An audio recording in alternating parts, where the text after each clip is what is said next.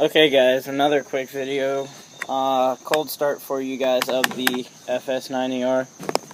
I'm going to set this on the box up here and move the TV770 out of the way.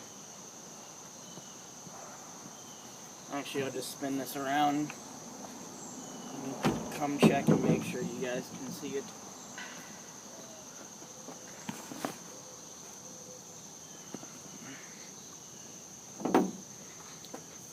Sorry for the bad camera work right now. Alright, so how I start it, turn it on.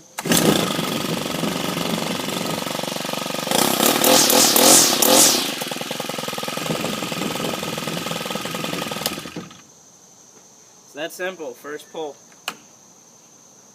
When I refill it with gas and it runs out, I'll normally prime it just to get some gas going back through it so it'll start right back up.